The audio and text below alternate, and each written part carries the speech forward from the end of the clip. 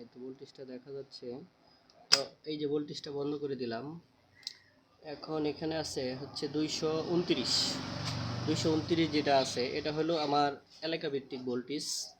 এটা মানে এটা 100 থাকতে পারে বা 90ও থাকতে পারে। যাদের 100 ভোল্টেজ আছে বা 150 ভোল্ট আছে তাদের জন্য তো মানে খুবই একটা মুশকিল। তাদের জন্য অবশ্যই একটা টেবিলাইজার প্রয়োজন, যেটা হাই ভোল্টেজ করা যায়। কিন্তু আসলে যেগুলো ফ্রি যে টেবিলাইজার ব্যবহার করি এই সমস্ত টেবিলাইজার দিয়ে তো আর বড় কিছু করা সম্ভব না। যেমন মোটর চালানো সম্ভব না, তারপরে হচ্ছে গাড়ি চার্জ দেওয়া সম্ভব না।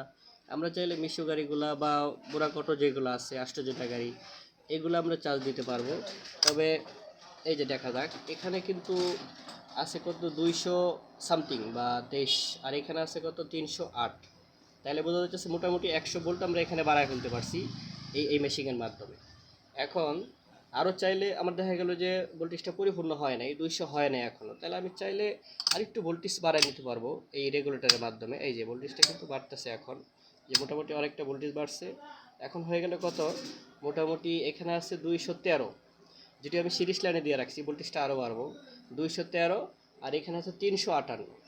তাহলে যদি কারো দেখা গেছে যে 100 ভোল্ট থাকে তাহলে কিন্তু এখানে অনায়াসে 250 হয়ে যাবে।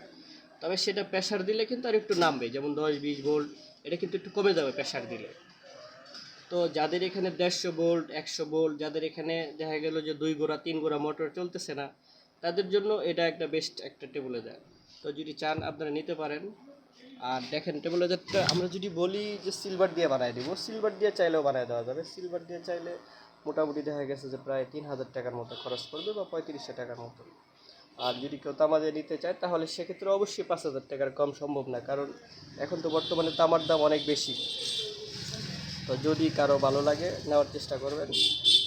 এই যে দেখেন আমরা যে জিনিসগুলো দিয়ে বানিয়ে দিচ্ছি, এটা কিন্তু যেই কিছু জিনিস দিচ্ছি আমরা, যেমন চার্জারের কভার, কুলিং ফ্যান, ভলিউম, এগুলো কিন্তু যদিও পুরাতন দিছি, কিন্তু আসলে মূল কয়েলটা কিন্তু তামা এবং একবার ফ্রেশ নতুন করে বানিয়ে দিচ্ছি। এখন যদি আমরা এটা পুরাতন দেওয়ার কথা বলি তাহলে পুরাতনই দিব, আর যদি এটা নতুন দেওয়ার কথা বলি নতুনই দিব কিন্তু।